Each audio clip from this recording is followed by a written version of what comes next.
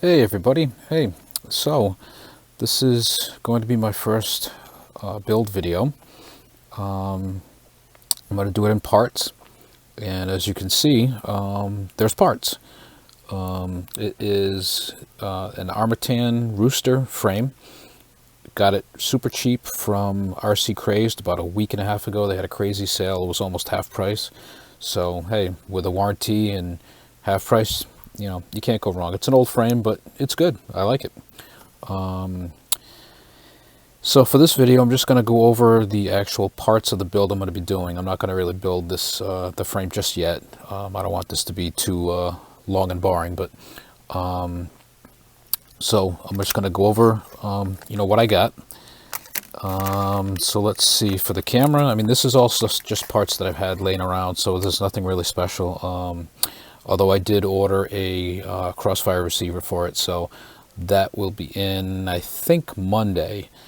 Hopefully sooner, but I won't be able to do too much of the build until then. But so for the first piece that I got is a Caddx Turbo Micro camera. Got it from, a lot of these I got from the FPV crate. Some people like it, some don't. You get good parts in it. You're not going to get everything that you want all the time, but you get a lot of props and you get some really good stuff. So there's actually the VTX that I'm going to be using is from that too. So not the best camera in the world, but it's good. So so I'll use that. So that's the camera. Let's see what else we got here. Oh yeah, TBS Unified Pro 32. Got this in the FPV crate as well. Can't beat that. I mean, this is a really, kick butt VTX, so should work really well. So that's that. For the flight controller and ESC, I'm going to use the Crater F7 and the 46 ESC. Don't really know too much about them yet, but I've heard people say that it doesn't run well on 6S. It kind of goes nuts, but I'll be running 4S.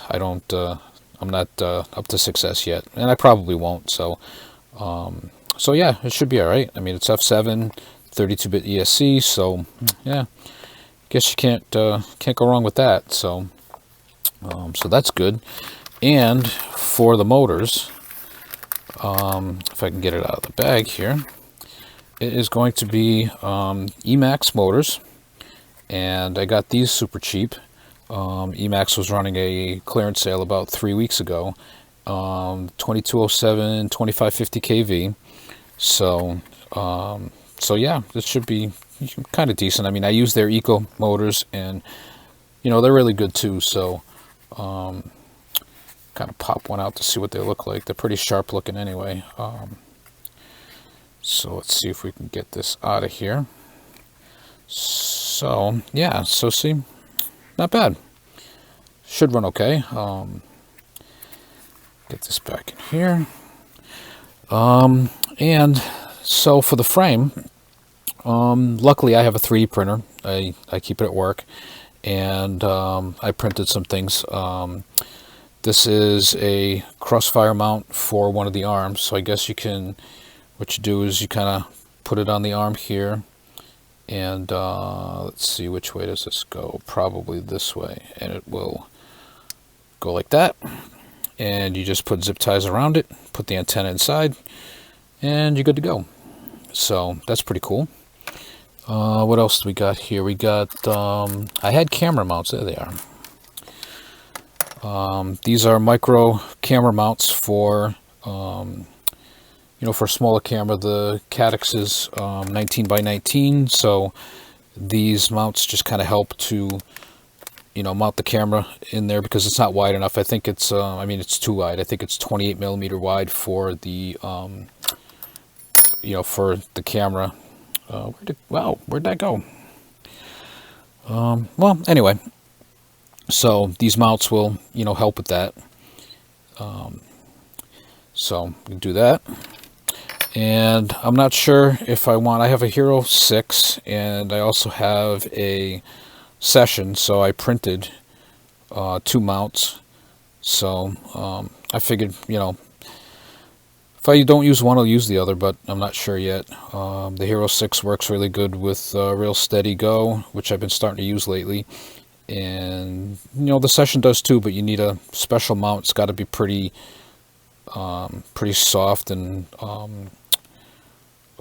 absorbing all the vibrations, because the Session 5 is more susceptible to vibrations than the Hero 6 for Real Steady Go. So, so we'll see. You know, we'll do that, and not sure which one to use. But then this is a mount for the Unify, which I actually found out doesn't really fit, but we'll see. I might make it work. I might just, you know, cut it up a little bit and see. I'm not sure yet.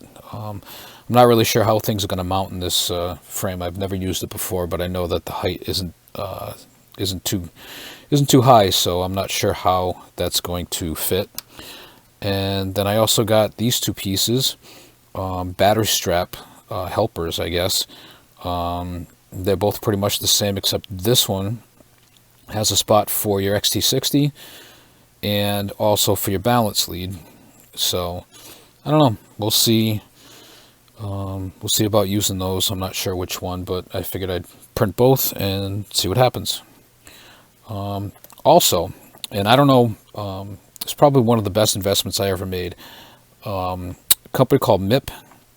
They have probably the best hex tools that you'll ever use. They're very expensive. I think one of these is like I got them about a year ago, and they were like $18 a piece, so they're not cheap. But they're just fantastic. I mean, if you're going to be doing a lot of building, you're going to be doing a lot of hex nuts and things like that. It doesn't wear out. I mean, look at this thing. It's perfect. I don't know if it's not really focusing, I don't think, but yeah. And I mean, I got 4 of them. I got the 1.3. I only got 3 of them here, but that's in my drawer, the other one. 1.3, 1.5, 2, and 2.5. And I've never had to go any bigger to like 3.0, so these suited me fine. Like I said, they're pretty expensive, but I think they're worth it. And what I can do is I can put a link in the description for these, and probably for the, you know, the other parts I got, in case you want to check them out. I think that's pretty much it. Like I said, I got the frame from RC Crazed.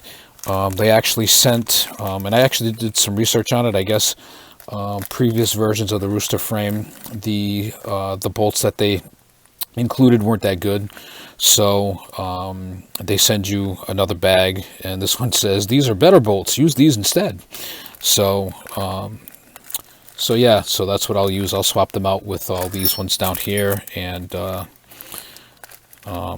it'll be a tight build, I'm hoping. So what I'll do is the next video I will be actually building the frame, and we'll get it together and check it out, and kind of maybe do a dry fit of some of the parts and see how they fit.